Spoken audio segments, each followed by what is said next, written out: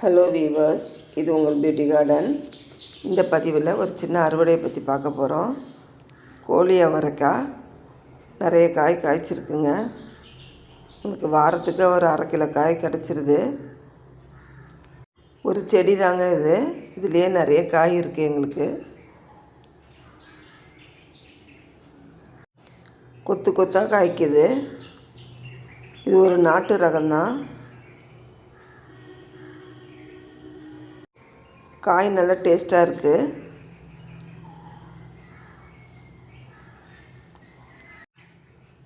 இதுக்கு வாரம் ஒரு முறை நான் தேன் கரைசலும் ஒரு முறை மீன் அமிலமும் ஸ்ப்ரே பண்ணுறேன்.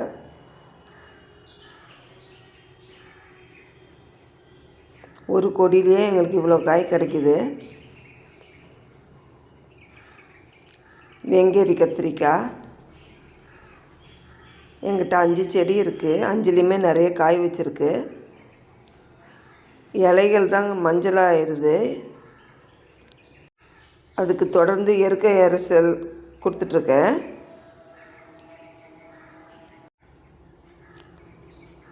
காய் நல்லா ஒரு அடிக்கு வருது. ஒரு அடி உயரம் இருக்குது. ஒரு செடியிலையும் ஒரு 4-5 காய் இருக்குது. ஒரு காயே 1/4 கிலோ இருக்கும் போல் இருக்குது. நல்ல வெயிட்டாகவும் இருக்குது.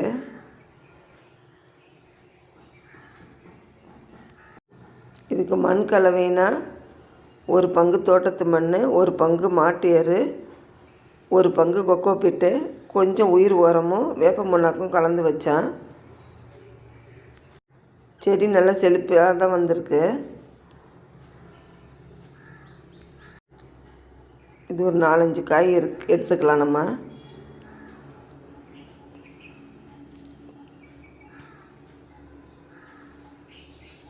பச்சை மிளகா எங்ககிட்ட இந்த ரகம் 2 செடி இருக்குது.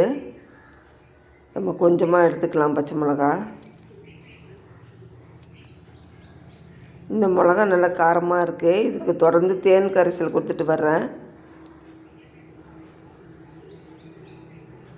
வாரத்துக்கு ஒரு முறை எரு போடுவேன்.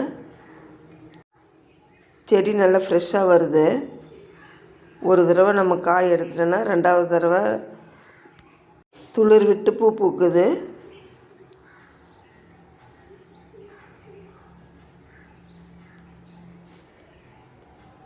இது இன்னொரு செடி. இது அப்படியே நான் பழுக்க விட்டுட்டேன். நிறைய மிளகா நம்மளுக்கு தேவையில்லைங்கிறதுனால ஒரு செடியில் ஃபுல்லாக பழுக்க விட்டுட்டேன். எவ்வளோ காய் இருக்குது பாருங்கள். இதுலேயே எப்படியோ ஒரு 50-60 காய் இருக்கும்.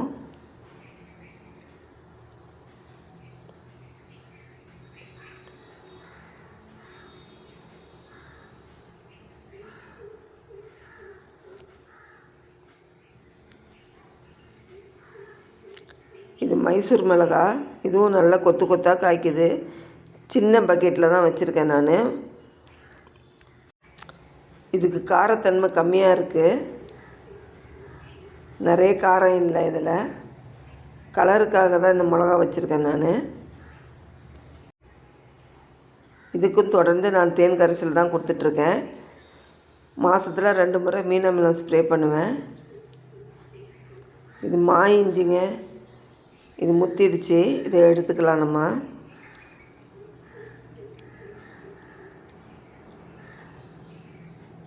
இப்படியோ எனக்கு ஒரு 2 கிலோ காய் இருக்கும். இதில் 2 கிலோ இஞ்சி வச்சுருக்கு.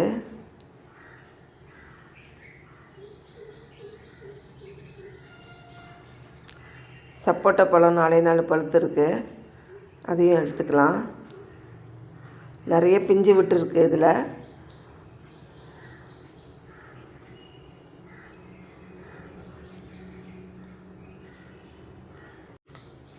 இதுக்கு வாரத்துக்கு ஒரு முறை 2 கை நிறைய மாட்டு எரு கொடுக்குறேன். இது க்ரோ பேக்கில் தான் வச்சுருக்கோம். வேறு தொட்டிக்கு இதை மாற்றணும். நிறைய பிஞ்சு விட்டு இருக்குது. சப்போர்ட்டுக்காக அந்த ஏனியை வச்சுருக்கோம் நாங்கள். இதில் பூச்சி தொல்லையெல்லாம் எதுவுமே வரலைங்க இது வரைக்கும். நிறைய பிஞ்சு விட்டுருக்கு. செடியும் நல்லா 10 அடிக்கு வளர்ந்துருக்கு. பீர்க்கங்காய் ஒன்றே ஒன்று இருக்குது, அதையும் நம்ம எடுத்துக்கலாம்.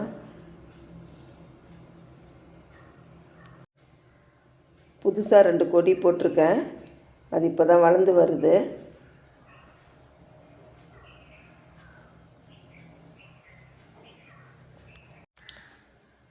இந்த செடி காஞ்சி முடிஞ்சிருச்சு. புடலங்காய் நிறைய காய் விடுதுங்க. இதில் 2 கொடி இருக்குது, 2துலேயுமே நிறைய காய் இருக்குது. 6-7 காய் முத்தி போயே இருக்குது. இதுக்கும் வாரத்தில் 2 முறை நான் மீன் அமிலம் ஸ்ப்ரே பண்ணுறேன். 15 நாளைக்கு ஒரு முறை மாட்டு எரு கொடுக்குறேன். மண்புழு உரத்தோடு எனக்கு மாட்டு எரு கொடுக்குறது எனக்கு நல்லா ஹெல்த்தியாக வருது. 2 காய் நம்ம எடுத்துக்கலாம். இதுலேயும் நிறைய பிஞ்சு விட்டுருக்கு.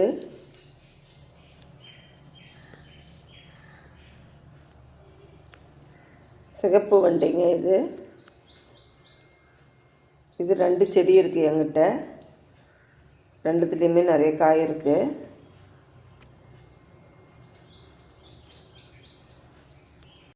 நல்லா நீளமாக வருது. இதில் ஒரு 4 காய் மட்டும் நம்ம எடுத்துக்கலாம்.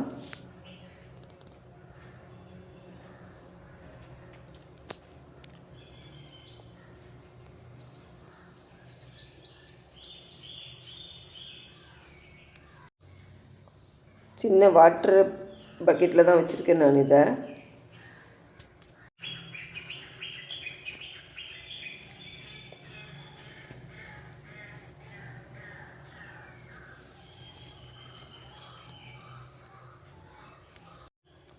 கத்திரிக்காய்